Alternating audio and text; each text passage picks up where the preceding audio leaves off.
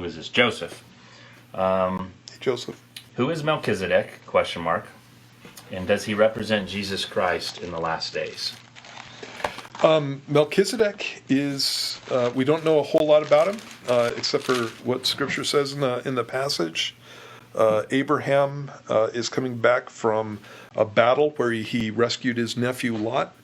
And when he's coming back in verse 18 of chapter 14 of Genesis, it says, "Then Melchizedek, king of Salem, brought out bread and wine. He was a priest of God Most High. And he blessed him and said, Blessed be Abram of God Most High, possessor of heaven and earth. And blessed be God Most High, who has delivered your enemies into your hand. And he gave him a tithe of all," talking about Abraham. And then that's it. That's Melchizedek.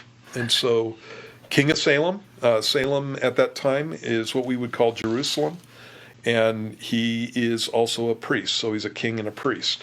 When you get to the New Testament, writer of Hebrews, I believe it was Paul the Apostle, talks about Melchizedek, and he uses him as a type of Christ. And that's what you're talking about, Joseph.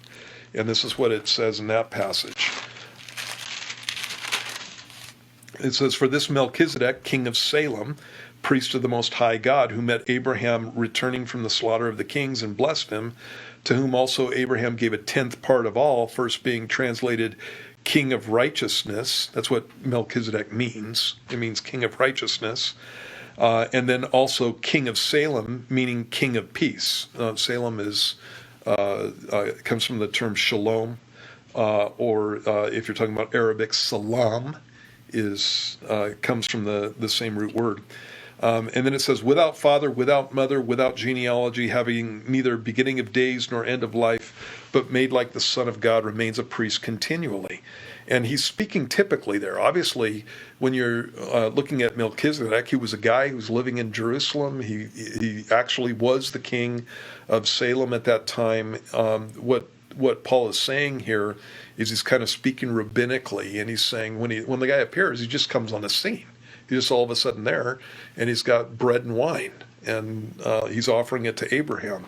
And so he's using that as an illustration of the fact that he's a type of Christ. He goes, "Now consider how great this man was, to whom even the patriarch Abraham gave a tenth of the spoils. And indeed, those who are of the sons of Levi, who receive the priesthood, have a commandment to receive tithes from the people according to the law, that is, from their brethren, though they have come from the loins of Abraham. But he whose genealogy is not derived from them received tithes from Abraham and blessed him who had the promises.